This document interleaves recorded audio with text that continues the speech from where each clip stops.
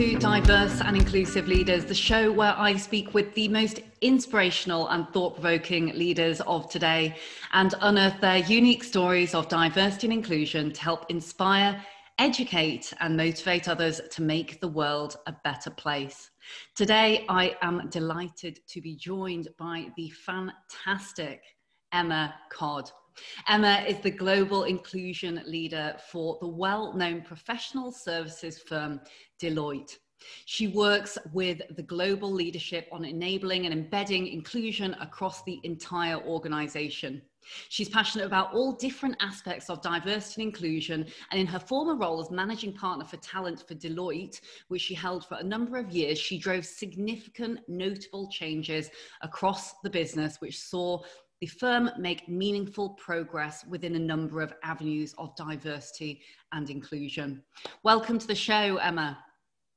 Thank you. Thank you for having me.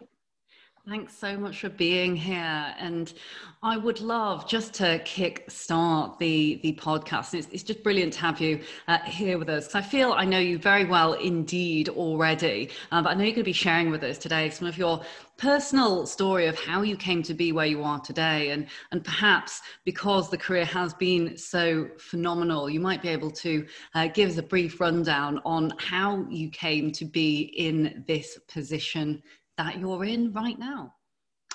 Okay, thank you. And it's funny because I hear words like phenomenal described in the same sentence as me or my career, and I have to say, I think I'm probably like many people I know.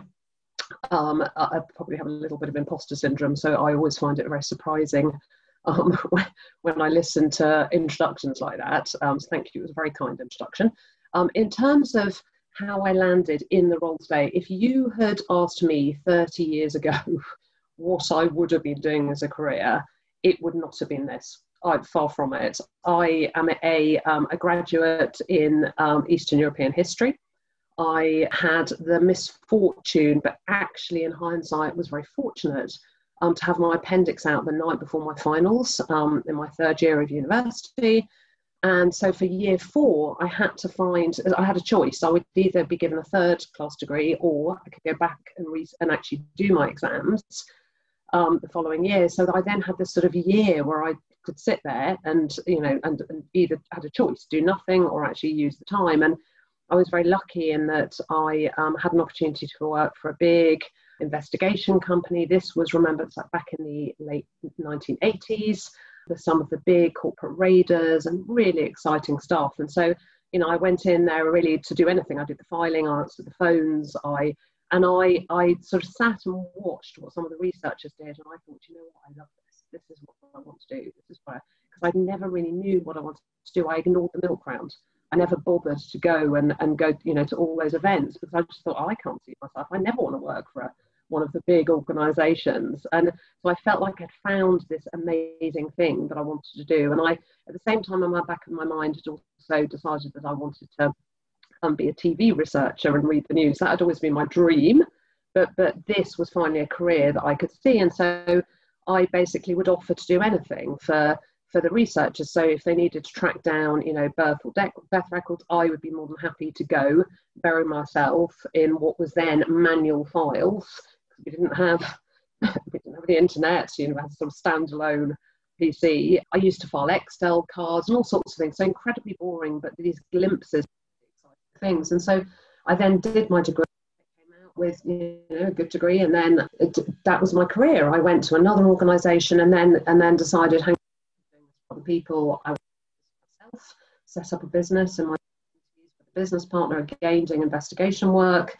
Ended up selling that 3 years later, and sold that to another investigation company, had a 3-year earn-out, and after that 3-year earn-out period, Deloitte picked up the phone to me and said, do you want to come and set up an investigation team? So again, this sort of anti-corruption, integrity investigation work. I can't believe that I nearly didn't do it. I nearly didn't go because I loved my old employer so much. I loved the feeling of family, of team, but I did it, and I have never looked back. My plan was to stay at Deloitte for 3 years, and that was in 1997. So I would say I was a millennial before my time. I loved it so much. I was made a partner, I think, in 2002. It's very funny because most people, the year they made partner is etched on their brain, whereas for me, I always say, well, I think it was, but it was around 2002, 2003. Midway through, I then encountered a couple of amazing sponsors. So one woman in particular who I got to know her through, I started getting interested in gender equality, and they set up some networks, and I was asked to be sponsoring partner of the Women's Network. And I suddenly started to think, you know what, this is what I really want to be doing. I can see the challenges here. And instinctively, I knew how to fix some of them. This particular woman, who is now our global chair, she one day said to me, do you know what, you've got such good stuff to say, I want to get you in front of our CEO. So you're going to come to this meeting with me next week, and you're going to tell him what you've just told me. And she took me, and he heard, and then he clearly thought, okay, this is something. A few years later, 2013, we had a change of leadership, new CEO, as happens in professional services, and I was asked to be managing partner of talent for the UK firm, and put in above HR, no real experience. I'm an HR director's nightmare, and I freely acknowledge that. You know, you've got your job, you do your team, you spent years being an HR professional. Suddenly, this person is put in above you, thinks they know everything, thinks they know how to fix everything, wants to do everything differently. But actually, we did fix everything. We fixed a lot. There's still a lot to be fixed, but I was very lucky. I had amazing sponsorship from my then CEO, David Sproul, who was, you know, unbelievably supportive. The final thing I will say as to how did I get into this role was David, and I often tell the story because it's really important for those with imposter syndrome to just push themselves to do these things. I never in a million years, I didn't even know David that well, and I got a phone call from his PA asking could I see him on a Friday afternoon at 6:20, Friday evening now.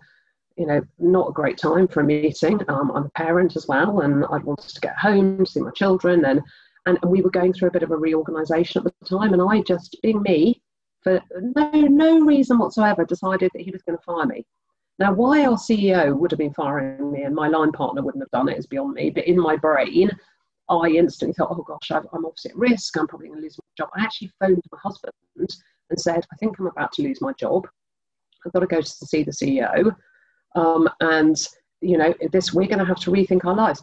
Now, you know, just the stupidity of this entire mindset, but that's the way my brain was working. Sat down with him. He then said, you know, I would really like you to join my executive. So if the managing partner of talent role, you know, holds a position on the firm's executive, which is the leadership team. It's a bit like the board, runs the firm, makes all the big decisions. There were, that stage, it was 14 people sat on that leadership team. So it was a big deal. And when he offered me the role, I believe I'm the only person to say, can I please go away and think about it?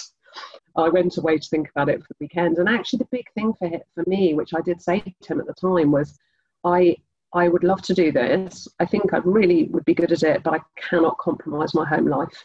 And if I think my girls are going to be impacted by it and my family, then I really need to think about it. Now, I'm really glad I did take the role. It was life-changing for me and actually for other people as well. But so it's a really strange story. I meet lots of people who want to know, how did I get to where I got to? And I always say to them, don't ever follow my model, because I never really had a plan.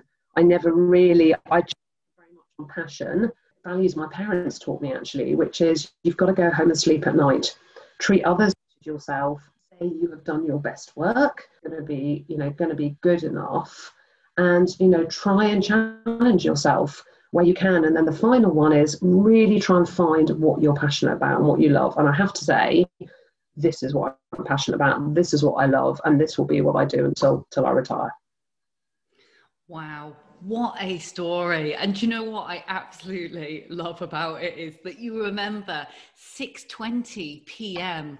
was when you were called to see the CEO, but you can't remember when you were made partner. That is hilarious, but what a brilliant story. And I love the kind of the humble nature and the fact that you are modest about all of this, because actually many people who are in the in the exec, exco, senior position positions, you know, been quite premeditated about how they have got to where they are. Whereas actually sometimes with life and with serendipity, and obviously I know how much you value the family and your home life, actually that comes first and things happen as they happen, but it ends up leading you to that place in life that was where you were always meant to be. Yeah, I agree. And look, I have always been, I'm now very lucky in my current role. So our leadership team changed June last year, so not this one, but the one before, June 2019. I always knew that was when my role was then going to change into something else. And I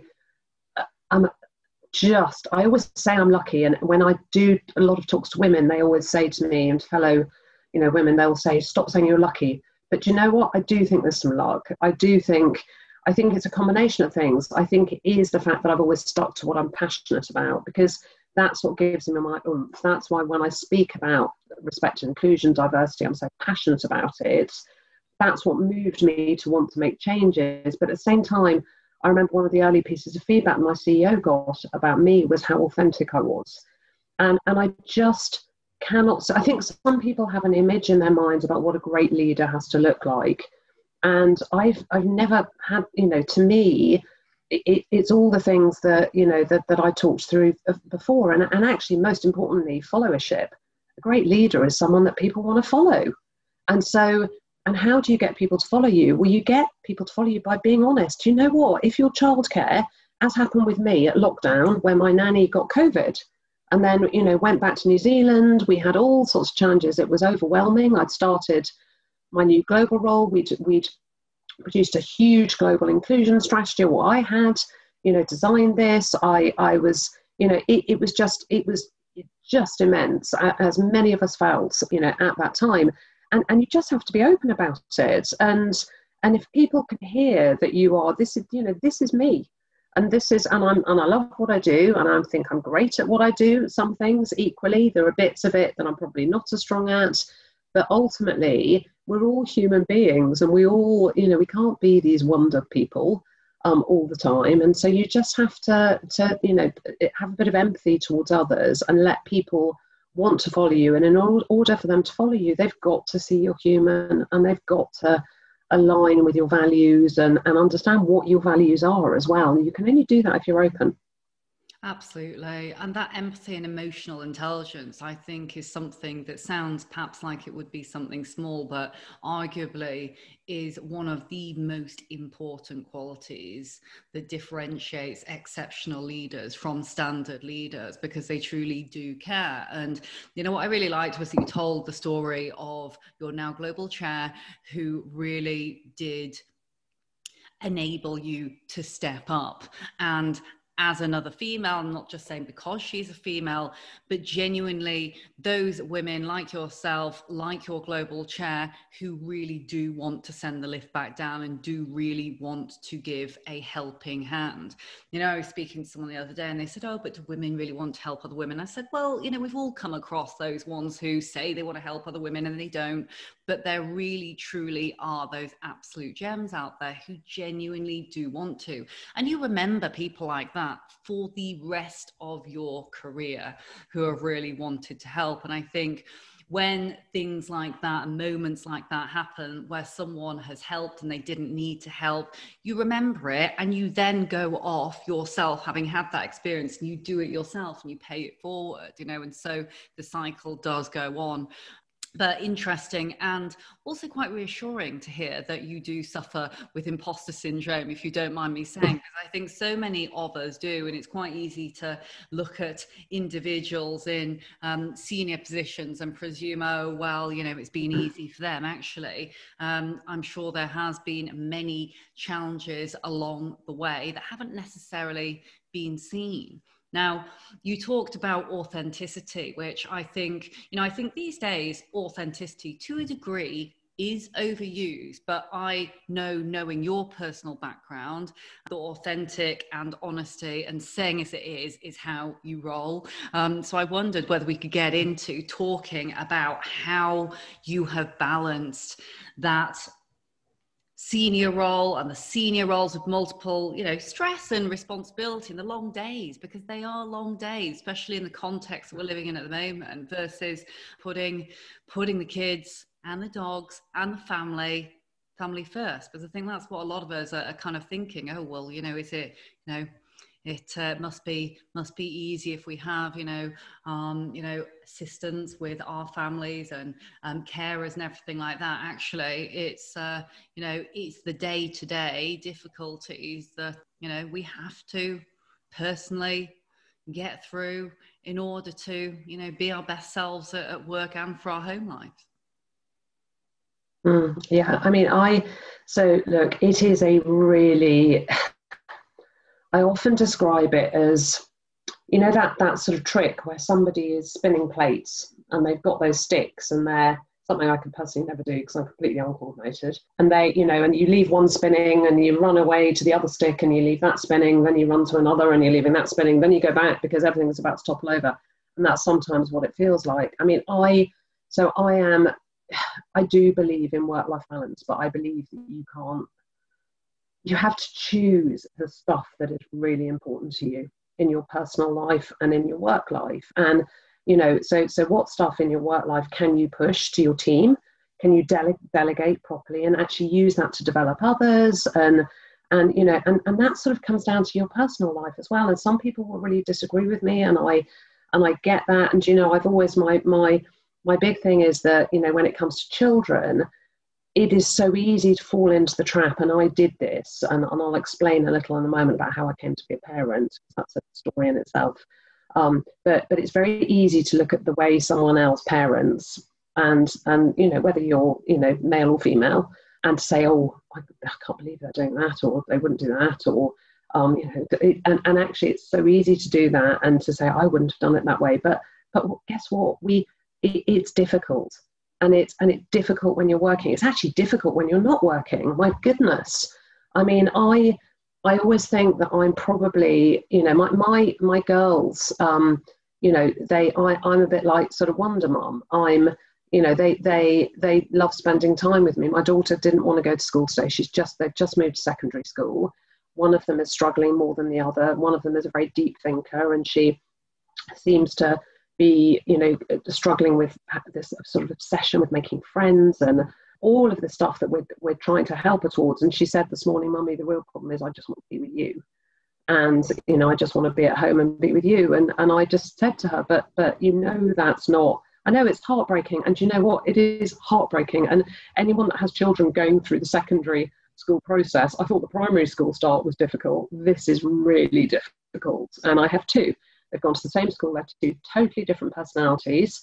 One is absolutely head down getting on with it. The other one, you know, we've had tears, we've had, you know, all sorts of things, and it will be okay. And I know it will be, but I'm so lucky in that I have that sort of relationship with both my girls where I always say to them, you can talk to me. And I'm never going to, I won't tell you off, I might be disappointed about something you've done, but we have a conversation about it. I just want you to know you can talk to me. So, but it is a constant juggle. And, you know, as I said, when I was offered, you know, that role on the exec, that was critical for me. And I suppose mainly because of how I became a parent. So, you know, I am quite open about this, and my children know this. And I became a parent through surrogacy because I could not have children, and for medical reasons. And I have spent quite a lot of my life in quite a lot of pain due to a particular condition that I have. And that condition, unfortunately, also meant that I was unable to, just due to various damage inside, I was unable to have children. So I had always given up ever becoming a parent.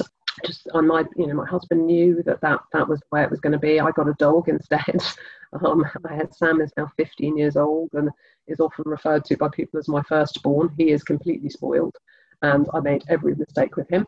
You know, I always knew I loved children. I mean, I would always be that person at the party that, you know, if it was lunch party, that I would be drawn to go and sit with the kids. And I was godparent, or I'm godparent to 12 children, and you know, because I just find children fascinating, very interesting and fun on the whole. Some I don't find like that, but you know, most I did. So And it was only when, so I think I was about 41, and that was, and I knew that, and I sort of sat and looked at my life and thought, I've got a choice here, and I can either try and make something happen. Now, adoption in those days was really difficult. I had a full-time job, various other reasons that made that almost impossible.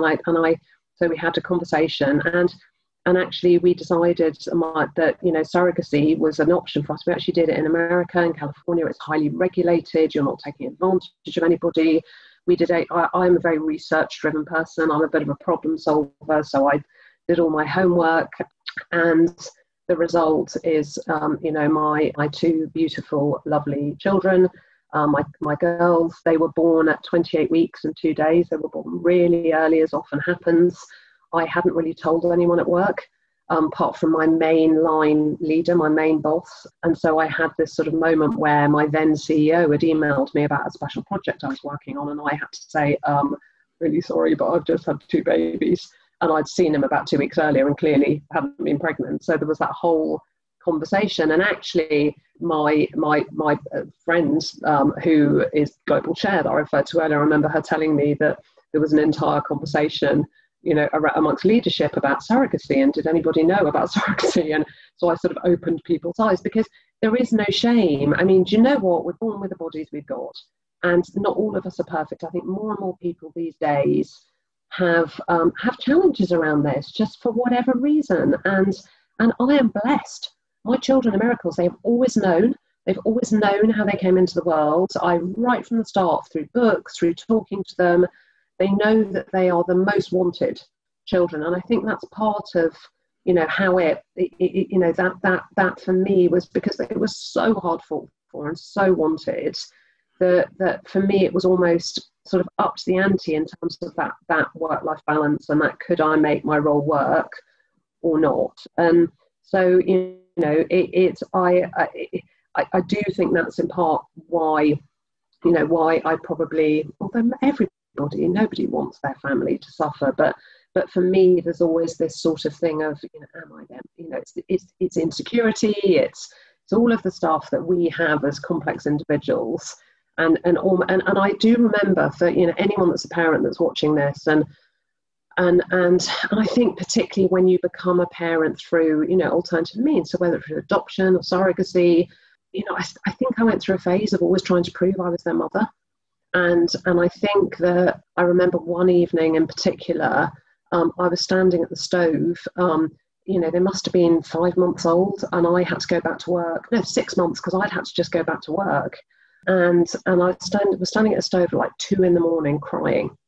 And we had a nanny, like a live-in nanny at that stage, which I appreciate. I'm extremely lucky to have had that. But, you know, asleep somewhere, and yet I was doing half of the stuff that they should have been doing. And I remember my husband coming downstairs, finding me and saying, "This has got to stop. You are their mother. You are amazing.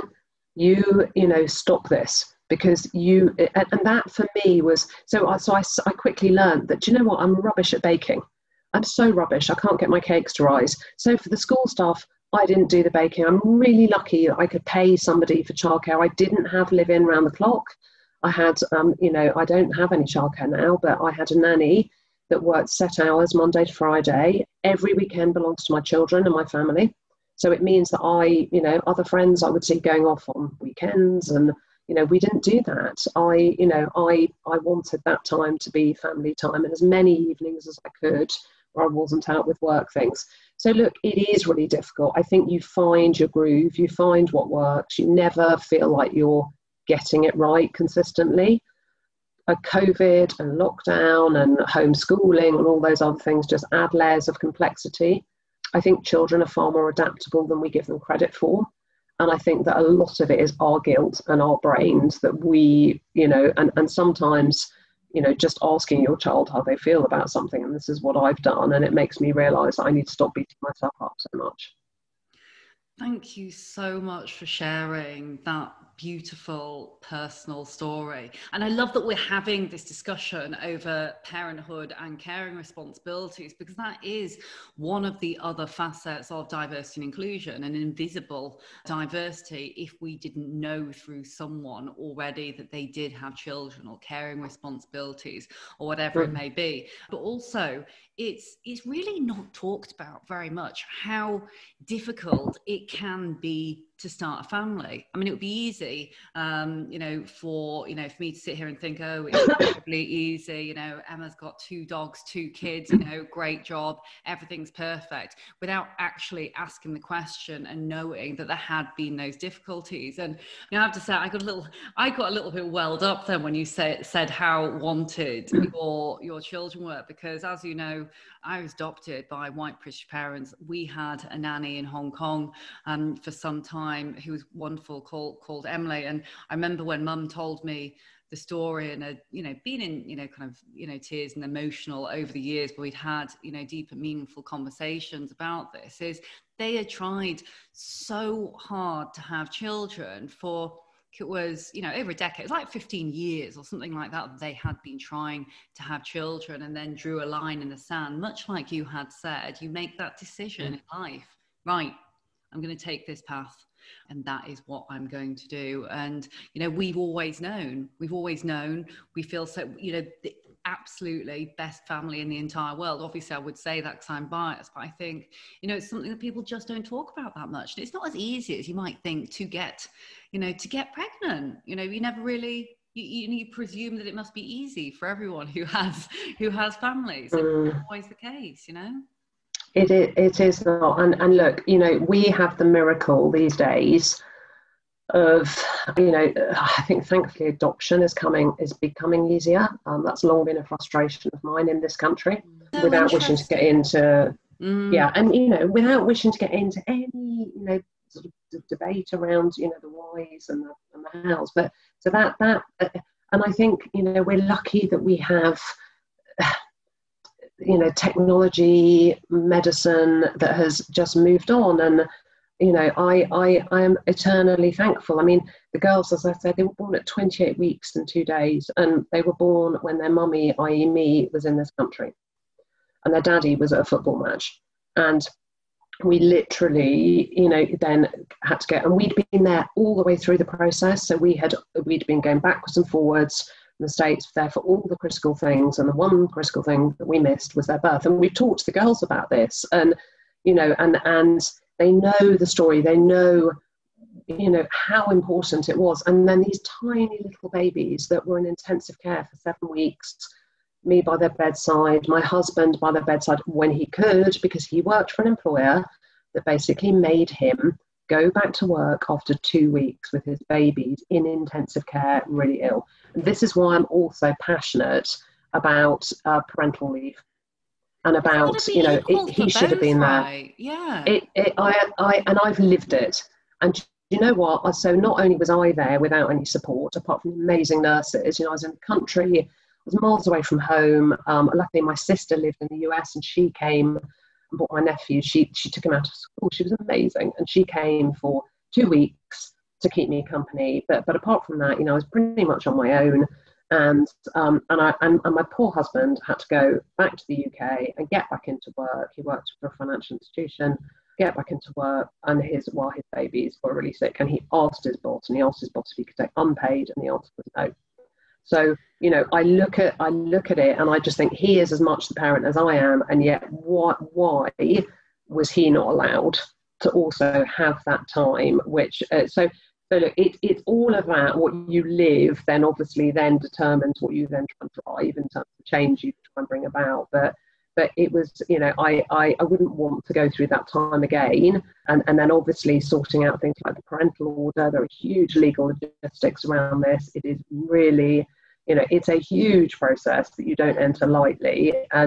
But I got, out of it came the best things in the world. And so nobody, to see me at the time, people probably wouldn't have noticed, obviously I've told people, but because you just sort of get on with it, and you have to, but it doesn't mean you're not inside feeling sick because you've had to leave your premature, babies at, 5 months, 6 months old, in fact, with childcare when all your instincts were telling you not to, and, all of the stuff. And it's just stuff we all go through, and we find our way. And I have two wonderful, gutsy feminist girls as a result. Fabulous. I can't believe that about your husband. I mean, it always angers me when I hear stories like this, because you think, yes, we are feminists and really want to see equality, but it works both ways as well. We cannot expect to be driving towards equality if it's not going to be the same on the other side as well. Whichever way we choose to run our partnerships, or if we're single parents or whatever it may be, but there must be equality across the entire board.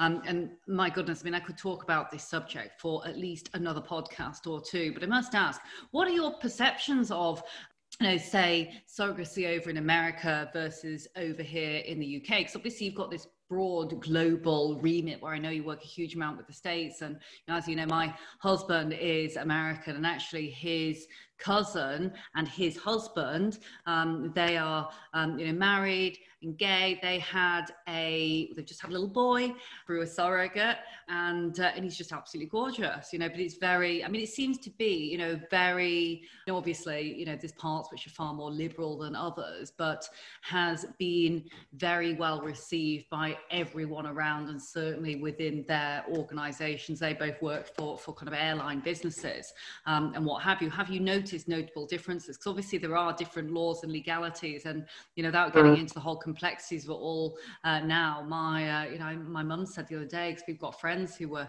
considering adoption, that it is not as easy as perhaps it was in Hong Kong when we were adopted. And I wonder whether that's different, perception across in the States versus here, or any trends that you've picked up. I think so. I know. So for me, I suppose it's one of these things that where you encounter something, you become more aware of it, or whether it's that people seek you out, because we were always open about it. We chose America because it was highly regulated. We chose our surrogate. She did not do this because she needed the money. She was doing this for very different reasons. It is a commercial relationship. That obviously in the UK, the law is very different on that. I think perception. So I know many couples that have become parents through surrogacy over here, and basically same-sex couples, and couples that male female couples. So and again, and I've helped try and guide them and given them advice about the pitfalls that we had, and just try to be a friend, because it is difficult when you're going through that. It can be very, very difficult. It is interesting in the US. I think it is far more accepted. It is far more, people will be a bit more open about it. Dare I say it, what I think has helped has been celebrities becoming parents through that means. I sort of often, I joke with, one of my friends as well about, I always used to sort of justify why I'd become a parent through surrogacy, because I was so worried that people would just assume that I was too posh to push, or hadn't wanted to ruin my, my figure. And genuinely, I would much rather have, done it the way that, many women do it, but that wasn't a choice to me. But I think perception, I do think it's becoming more accepted here. I hope it is. There are some things around the law that I think could do with having a look at. Some of the process about becoming an intended parent, is really difficult. Whereas in the US, it is a lot simpler. Now, that said, I know there are a lot of people out there who, for various reasons, are vehemently against any form of surrogacy. And you know what? That's their choice. And we all have a right to have a view about something and to hold those views dearly. But for me, it was the right choice. And the most important thing, which it does sound like this was the same with, your parents, was that my children, I never wanted to remember the day that they knew. I always wanted them just to know that this was, I wanted them to remember days of conversations that we had that were meaningful and important. but I always wanted them just to know that this was how it is. This is how they came into the world. This is why, this is what, and I, and that's, we followed, very, advice really around adoption. That, I read lots of books around, because it's that you don't ever want a child to suddenly become aware of something. So we've just been really open about it. Well, our neighbours, not everybody knows. I'm talking about it on a podcast, and there's no shame in it. I absolutely agree. There is no shame about it. And the solution to all of the, I'm sure it does exist out there, any of the taboos or preconceptions people have about surrogacy, adoption, whatever it might be, talking about it openly is the route to a solution and to true acceptance. I genuinely don't remember mum and dad ever telling me. I just always knew it was that way. One thing I do remember. So that's perfect. Yeah, I physically don't remember. I do remember one thing in the playground in primary school, and a little girl, I can't remember who it was, said to me, "Oh, you look like your mum." And I was like, "I was adopted, duh," is what I think I said, or something to that effect. I was like, duh. But it was so flippant. I've always, because mum and dad are both white. We obviously look very, very different. I often wished I looked like mum because she's blooming gorgeous. But, just don't physically remember. It was just always like, yeah, we're adopted. It was never a big deal, I think. And I don't know whether you find this or not, but if I say it sometimes or occasionally, people will say, "Oh, I'm sorry to hear that." And it's like, why are you sorry? Nothing to be sorry for. It is how it is. And, then you then find yourself in this kind of explaining cycle of, well, and almost that justification, to use your terminology, right, where actually it's, to us, this is just normal. And it's how things were meant to be. It's, serendipitous, and we're very thankful for it.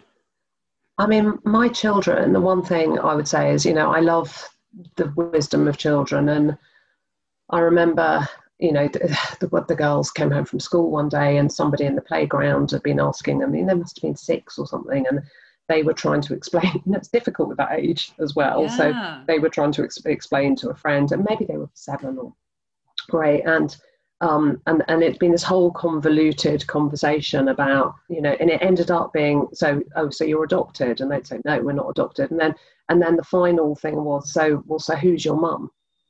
And both the girls apparently said, "Oh, mummy's our mum. She's our mum." And it's wonderful, because that's what because I am their mum. There's, do you know what? Look, as I said, I think everyone is entitled to their own views. It's the best thing I ever did. It's the best decision I ever made. And, but it does, I do believe we'll get to a time where we will have to justify less, I hope. And as you said, and you're exactly right, it's just being open about it and talking about it. It does make me wonder. So I know I'm going off on another subject, and I'm conscious of timing here, because I know I could talk to you for this we definitely should do another podcast on this, actually, Emma. But it makes me wonder whether education around things like this should start at school. What do you think? It's interesting. And isn't it? Well, and I'm not all over the PHSE curriculum on this sort of thing, but I don't think they do educate on this sort of thing. I think it would be, I agree. I mean, look, I think if the only way you're going to make something a part of life, or something that feels normal, so sort of alternative routes to parenthood is, an important aspect of life. And if you think about it, sadly, whilst everything is evolving, our biology has not evolved. And, women, for various reasons, again, sadly, because, we have not, we have typically had to fight a bit harder to get to where we want to get to. And it's that whole thing about, putting off things that are career, that we see as, career limiting. Sadly, for example, many people put off the decision to have children. And I'm not saying that was right, that was wrong, but ultimately, and for whatever other reason, I mean, there are myriad fertility issues that you just don't know you've got on either side. And so I do think that the more that that children, boys and girls, by the way, are prepared for this and understand about this, the better. You know, it's for me, it just, you know, it's just who we are. It's a fact. And I think, you know, you sometimes feel a little bit sorry for the children because they're the ones having to explain it, when you sort of feel like you shouldn't have to explain what it is as much as they have to. Absolutely. Some serious food for thought there. And Emma, we're running out of time for a lightning round. So, do you know, and that's my fault as asking you more and more questions about this. But I think genuinely, I think this has just been such a fascinating podcast. And I know, and I really hope as well, that it has helped many other people see different perspectives as well. And I will say, we'll put all of this into the show notes at the end of today's show, is that if you want to find out more, if you want to have an open chat, if you are thinking about surrogacy, adoption, any of these types of means to becoming a parent, get in touch and reach out, because there's literally no harm in talking about it. Now, before we close off, and I say thank you very much again, Emma, for being here today, I will ask you one question from the lightning round, namely because I'm very intrigued actually now as well. But if you could go back in time and you were able to give the young Emma advice, perhaps the Emma that was deciding what to do for the old milk round that we all probably remember back in the day, is there any advice that you would have given your younger self specifically, or anyone who's in a similar position? Do you know, there was one piece of advice that a friend gave me about a year ago, a friend and actually a campaigner on gender equality. And I have to say it's one of the best pieces of advice, and I keep giving it to my children. I apologise to any men who are listening to this, but she basically said to me, Emma, you've got to be more bloke. And I sometimes believe that I need to do that. And so apologies if that's controversial, but I think there are some things, and if it's stereotyping, which I'm aware I'm doing, but if I compare to, you know, many of the men that I work with who do seem to have this confidence, or if they don't, you don't see it. And so there's face, right? Right. And you know, that's exactly it. So there are only little bits that I look back now and I think that's what I think I could, you know, and I'd have still been my authentic self, but there are some things that I could have done. And that would be about the only thing. Do you know what? I wouldn't change anything about, I'm so happy with where I am. I'm so lucky. But it would be that one thing was just, you know, I still probably wouldn't plan the way, you know, but there are situations that I can think of now even, that if I had done that, if I had done the game face a bit more, then, you know, I think the outcomes for those particular situations could have been a bit better.